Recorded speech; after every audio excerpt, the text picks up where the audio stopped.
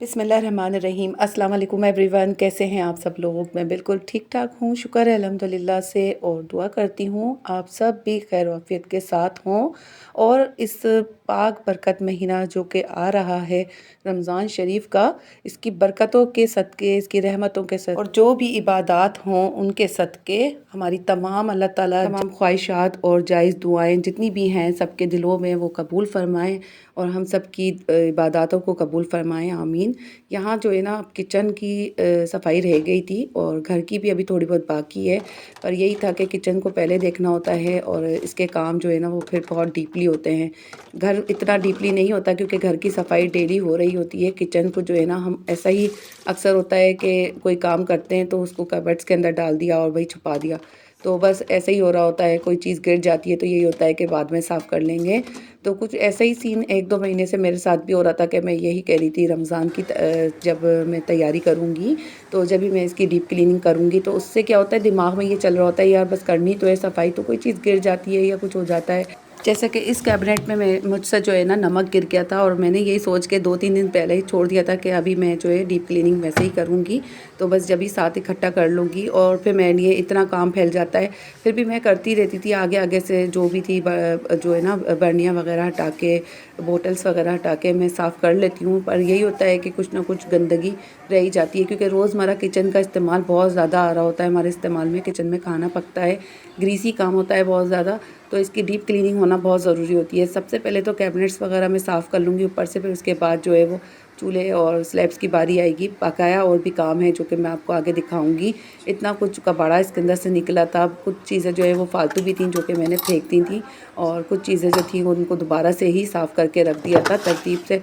कितनी आप तरतीब कर लें, कितना ही कर लें, लेकिन जब हड़बड़ी मचती है ना किचन में तो फिर कोई ना कोई चीज़ आगे पीछे हो ही जाती है और फिर ये होता है कि हम बाद में रख देंगे। उससे क्या होता है, बेतरतीबी आते आते सारी चीज़ें मुंह पे आ रही होती हैं।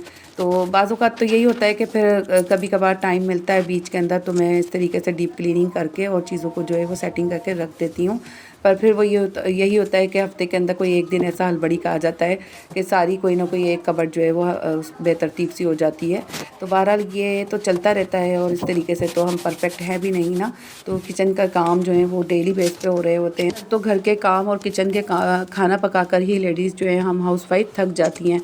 तो फिर यही होता है कि इन कामों को जो है ना किसी एक दिन के लिए मखसूस करके छोड़ दिया जाता है और वो दिन जो है डिले पे डिले हो जाता है और फिर इस तरीके के कोई ख़ास त्यौहार आते हैं तो फिर बहुत ज़्यादा कोई डीप क्लीनिंग होती है। वरना फिर यही होता है कि महीना 1.5 महीना गुजर जाता है तो फिर कोई डीप क्लीनिंग के लिए हमें टाइम मिल पाता है और फिर बहुत ज़्यादा हमें खुद को भी बुरा लग रहा होता है। तो वैसे भी अगर आप आदत बना लें अपनी बहुत सारी काम करने की, इस तरीके की डीप क्लीनिंग की, तो फिर वक्फे से जो है ना कोई एक हिस्सा लेके आप जो है वो बारी बारी काम कर लिया करें और उससे क्या होता है कि पूरे घर का बर्डन एक साथ नहीं आता। मुझे तो यही लगता है कि मैं बहुत सहूलत में रहती हूँ कि किसी दिन मैं एक कोई कबर्ड साफ़ कर लेती हूँ या फिर कोई किचन का एक कोई हिस्सा साफ़ कर लेती हूँ या फिर शू रैक्स वगैरह झाड़ लेती हूँ। लहसुन प्याज का रैक है और कूलर बास्केट है बर्तनों की, इस तरीके से मैं डिवाइड कर लेती हूँ पोर्शन वाइज।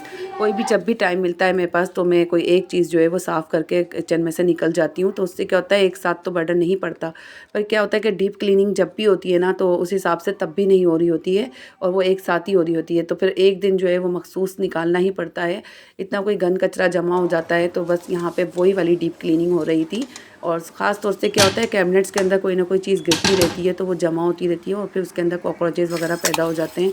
तो इन चीज़ों से बड़ा ही कोई डर लग रहा होता है, तो उसकी वजह से जो है ना फिर सारा ही सामान निकाल के और इस तरीके से डीप क्लीनिंग करनी पड़ती है। तो उससे क्या होता है कि फिर हमारी कैबिनेट्स जो है ना वो साफ़ सुथरी भी रहती हैं, मसालों में कीड़ा वगैरह भी नहीं लगता है। और बस यहाँ पे सारी बर्नियों को मैं धो के ना साफ़ करके खुश्क करके रख दूँगी। इनको पहले तो मैंने अच्छी तरीके से नीम गर्म पानी के अंदर सर्फ़ डाल के ना इसको भिगो दिया था ओवरनाइट सारी बर्नियों को, क्योंकि इसके अंदर कुछ ग्रीसी निशान भी थे इनके कैप्स पे, तो बस वो सारे ही जो है ना वो फिर ओवरनाइट सब साफ़ सुथरे होके साफ़ हो गए थे, यानी कि रिमूव हो गए थे। उसके बाद मैंने सादे पानी से इनको वॉश कर लिया और अब इनको मैं ले जाके गिरनी में रख दूँगी टब के अंदर डाल के, ताकि ये बिल्कुल इनका पानी ड्राई हो जाए। क्योंकि जब भी मसाले जात भरते हैं ना हम, तो गीले गीले अगर हम किसी भी कपड़े से साफ़ करके भरते हैं उसी वक्त ही ना, तो इसके अंदर थोड़े से जो है ना वो लम्स वगैरह लटूरे से पड़ जाते हैं मसालों में। तो हमेशा जो है ना ड्राई जगह पर ही रखें, भले धूप ना आए, लेकिन इनके पानी जो है ना वो बिल्कुल ड्राई होने चाहिए। हल्की फुल्की 1-2 ड्रॉप की जो बूंदें होती हैं जो रह जाती हैं ना, तो उनको तो आप साफ़ कर लें, लेकिन आप धोते ही अगर साफ़ करेंगे तो इसके अंदर थोड़ा सा जो है वो पानी की नमी रह जाती है, जिससे हमारे मसाले ख़राब हो जाते हैं। तो ये एक टिप है जो कि आपसे शेयर करी है मैंने, तो आप लोगों ने भी इसी तरीके से करना है। तो उससे क्या होगा कि आपके मसालों के अंदर कभी भी कीड़ा नहीं पड़ेगा। क्योंकि ऑलरेडी जितनी भी हमारे यहाँ फ्लैट्स की ज़िंदगी है ना, वो ज़्यादातर तो धूप से महरूम ही है। तो इसीलिए मैं ज़्यादातर कोशिश यही करती हूँ कि अगर धूप नहीं है ना, तो ड्राई हवा के अंदर ही इसको सारी चीज़ों को जो है हवा के अंदर ही ड्राई कर लिया जाए, तो उससे भी काफ़ी हद तक फ़र्क पड़ता है। अच्छा, ये जो 2 कबर्ड्स हैं ना, ये बिल्कुल चूल्हे के ऊपर हैं, तो इनके ऊपर बहुत ज़्यादा ग्रीसी सा ऑयल जम जाता है, तो इनको बहुत ज़्यादा साफ़ करना पड़ता है। बाकी तो पूरी ही कैबिनेट्स को मैंने साफ़ किया था। सारे ऊपर से जितने भी कबर्ड्स के डोर थे ना, सबको मैंने अच्छे तरीके से डिटर्जेंट से साफ़ कर लिया था। हाथ को इतने रात को दुख गए थे, दोनों हाथ ऐसा लग रहा था जैसे टूट के निकल जाएँगे। यहाँ पे बर्नियाँ वगैरह, डिब्बियाँ, जार, बोतलें जो भी आप कहें, इनके अंदर सब कुछ ये मिक्स मेरे पास जो है बॉटल्स वगैरह थी, तो मैंने इनके अंदर ही रखा हुआ है। अच्छा, जब भी मैंने कोशिश करी है कि मैं एक जैसी बर्नियाँ रखूँ, तो उसमें क्या होता है कि बाज़ मसाले हमारे पास छोटी क्वांटिटी में होते हैं, तो उसके लिए हमें छोटी डिब्बियों की ही ज़रूरत पड़ती है, तो वो बहुत ज़्यादा कन्वीनियंट रहती है। तो बस मेरा तो ये मानना है, आप लोगों का क्या ख़्याल है इस बारे में बताइएगा ज़रूर। तो एक जैसी सारी बर्नियाँ लेकर आ जाते हैं और इन्वेस्ट भी बहुत हो जाते हैं पैसे उसके अंदर, क्योंकि अक्सर जो होता है बाज़ मसाले ऐसे होते हैं कि उनकी क्वांटिटी हमें इतनी ज़्यादा तादाद में नहीं चाहिए होती है। छोटी-छोटी सी डिब्बियों के अंदर ही वो बहुत ज़्यादा यानी कि फ़िल हो जाते हैं और अच्छे से उसके अंदर आ जाते हैं। तो इसीलिए मैं हर साइज़ की बर्नी रखती हूँ कबर्ड के अंदर, और उससे जो है वो बहुत सहूलत रहती है। तो बहरहाल किसको क्या दिखाना, शो ऑफ़ क्या करना, जब अल्लाह ताला देंगे इतना कुछ, तो फिर आपको डीआईवाई करके ऑर्गेनाइज़ करके भी मैं आपको सारा किचन का कैबिनेट्स का दिखाऊँगी इंशाल्लाह ताला। फ़िलहाल तो अभी इतना ही काफ़ी रहता है कि मैं अपने बजट के अंदर रह के आपसे जो है वो वीडियो शेयर कर रही होती हूँ। अच्छा, ये वाली शेल्फ़ जो थी ना, सारे प्लास्टिक जो है इसके ऊपर भी ग्रीसी एक ग्रीसी सी लेयर जम जाती है चीज़ों के ऊपर, या चिकट कह लें आप, तो ये चीज़ें बारीक-बारीक सी एक रुई की लेयर लग जाती है, तो उसको जो है ना फिर वॉश करके ही हटाना पड़ता है। अच्छा, लास्ट ईयर जब रमज़ान प्रेप्स मैंने वीडियो बनाई थी, तो उसके अंदर हमने काफ़ी सारी चीज़ें जो है वो ऑर्गेनाइज़र भी बनाए थे, वॉल का बनाया था हमने, बैकग्राउंड ऑर्गेनाइज़र बनाया था, जो कि हमने रमज़ान प्रेप्स के लिए वॉल को जो है वो थोड़ा बहुत छोटा सा रेडी किया था बच्चों ने एफ़र्ट करके, और उसके बाद ये रैक भी लेकर आई थी मैं, और बहुत सारी चीज़ें तो इस तरीके की मैंने आप लोगों से शेयर की थी, पर उसके ऊपर व्यूज़ बिल्कुल भी नहीं आए थे और मेरा इतना कोई दिल दुखा था। इतनी अच्छी खासी मेरी इन्वेस्टमेंट लग गई थी। छोटी-सी चीज़ें होती हैं, लेकिन आप लोगों को पता है इतनी महंगाई हो गई है, और आजकल कोई भी चीज़ आप लेने जाएँ तो बजट आपका 19-20 हो ही जाता है। तो अभी तो अर्निंग भी नहीं आती है मेरी, और फिर मैं अपने ही ऑन बजट ये सारी चीज़ें लगा रही होती हूँ। यहाँ पे मुझे जो है ना अभी मिना ने और यशा ने दोनों ने ये छोटे-छोटे से, ये देखें कि फूलों के ये वाज़ बना के दिए थे। पिंक वाला जो है मैं यहाँ पे लगा दूँगी टी सेट के साथ, और ये वाला जो है मैं लगाऊँगी कोने में, जिसके ऊपर मैंने टाइल्स के ऊपर कुछ चीज़ें अपनी सेट की हुई हैं, क्योंकि बैकग्राउंड के अंदर, वीडियो के अंदर जब ये चीज़ें आती हैं ना, तो बहुत ही खूबसूरत लग रही होती हैं। आप लोगों को अच्छा दिखाने के लिए जितनी एफ़र्ट करते हैं ना हम लोग, तो बस उसका कोई मोल नहीं है, उसकी कोई कीमत नहीं है। बट यही है कि आप लोगों को अच्छी वीडियो दिखाएँ, क्वालिटी वीडियो दें, तो बस उसी एफ़र्ट के अंदर हम लोग लगे रहते हैं। तो आप लोग छोटा-सा लाइक ज़रूर कर दिया करें, बहुत ज़्यादा मेहनत लगती है हर वीडियो को बनाने में। और जो लोग चैनल पे नए हैं, सब्सक्राइब करके जाएँ, चैनल को, वीडियो को पूरा देखा करें, और बेल आइकन का बटन भी दबा दें, ताकि आइंदा आने वाली तमाम नोटिफ़िकेशन आपको मिलती रहे।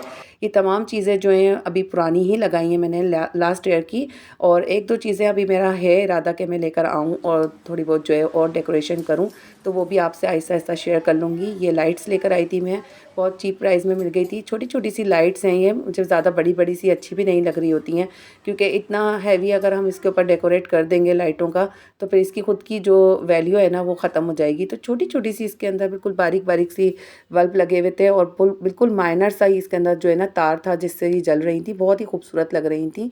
तो इसी से ही जो है इसके अंदर काफ़ी रौनक आ गई थी। आप लोग भी बताइएगा कमेंट करके कि आपको ये छोटी सी एफ़र्ट जो है मेरी कैसी लगी, और ज़रूर बताया करें, अपने कमेंट्स किया करें।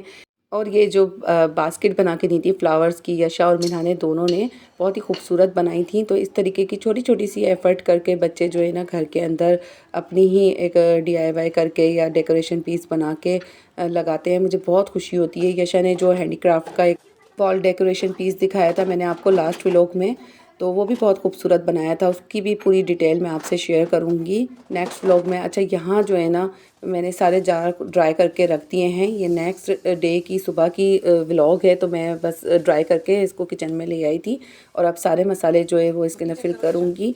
ज़ीरा डाल रही थी, ज़ीरे में इतनी मिट्टी थी और मैं यही कह रही थी कि आप मुझे ज़ीरा जो है ना वो साफ़ सुथरा देइएगा, कम से कम मिट्टी ना हो, तो मैं बस सिर्फ उसको फटकारूँ और उसको जो है ना मैं फ़िल कर लूँ। लेकिन वो तो इतना भी नहीं था कि मैं उसको फ़िल करके रख देती। ज़ीरे के अंदर इतनी कोई डस्ट आ रही थी, उड़ रही थी बाकायदा, और इतने कंकर बारीक-बारीक निकले, तो तिनके वगैरह इसमें मेरा इतना टाइम लग गया, कम से कम 20-25 मिनट तो मेरा इसके अंदर ही लग गया। मोटे-मोटे से बारीक-बारीक से कंकर जो थे ना, और वो मैंने ज़ीरे को अच्छी तरीके से हाथ से रब कर के मसल के उसकी मिट्टी निकाल दी थी और उसको जो है तिनके वगैरह साफ़ करके अच्छा खासा जो है इसके अंदर से गंद निकला था ज़ीरे में से। तो इन चीज़ों को जो है ना हम अक्सर इग्नोर कर रहे होते हैं, तो प्लीज़ इसकी सफाई बहुत ज़रूरी होती है। ज़ीरा, धनिया, सौंफ, ये चीज़ें साफ़ करके डाला करें। इसके अंदर चिकनी मिट्टी के पत्थर होते हैं जो कि हमारे पेट में जाके कहीं भी स्टोन बना देते हैं। तो सफाई से बढ़ के जो है ना कोई कंप्रोमाइज़ नहीं है सफाई के ऊपर। तो बस यहाँ पे पहली प्रायोरिटी तो यही होती है कि मैं अपने सारे मसालों को साफ़ करके रख दूँ जिनके अंदर मुझे डाउट होता है कि मिट्टी कंकर के ज़रात होते हैं, ताकि मुझे आसानी रहे। रमज़ान के अंदर रोज़ों के टाइम पे इतनी कोई हड़बड़ी होती है, हर चीज़ डालने की बस लग रही होती है कि हमने जो है बहुत ईज़ी रहे हर चीज़ और हमें जो है वो डालने में बहुत आसानी पेश आए। तो बस इसी बातों को जो है ना मद्देनज़र रखते हुए मैं सारी डीप क्लीनिंग रमज़ान की बहुत अच्छे तरीके से करती हूँ, क्योंकि अब तो वैसे भी जो है वो काम और बढ़ गया है। वैसे भी मैं ऐसा ही करके रखती थी और काफ़ी आसानी हो जाती है। अच्छा, आप लोग कहते होंगे कि हम यूट्यूबर्स को तो बहुत ही जल्दी होती है हर चीज़ रमज़ान प्रेप्स और रमज़ान की तैयारियां दिखाने की। तो दिखाने का मकसद मैं बार-बार अपनी वीडियो में यही कहती हूँ कि बड़े-बड़े यूट्यूबर्स भी इसीलिए दिखा रहे होते हैं कि जो भी उनकी ऑडियंस होती है उनको मोटिवेशन मिले, वो मोटिवेट हों, वो भी अपने काम कर लें, उनको आइडियाज़ मिल जाएँ। 5-6 चीज़ें देख कर भी अगर कोई एक चीज़ आपके काम आ जाए, एक बात आपके काम आ जाए, या कोई एक आपको जो है वो आदत आपको लग जाए, तो क्या ही बात है कि अच्छी कोई बात, अच्छी कोई आदत आपसे आप किसी से सीख रहे हैं, तो ये भी एक जो है ना हम लोगों के लिए सदका जारिया भी है। और इस तरीके की मोटिवेशनल वीडियो बना के जो है ना मुझे तो बहुत खुशी मिलती है। और मेरी कोशिश तो यही होती है कि मैं अपनी वीडियो से आप लोगों को कुछ छोटी से छोटी आदत या फिर कुछ छोटा से छोटा आपके कोई काम आने वाली कोई टिप जो है वो आपको सिखा के जाऊँ। तो मेरी वीडियो अक्सर मैं इसी उस पे बना रही होती हूँ कि उसके अंदर कुछ ना कुछ आपको सीखने को मिले।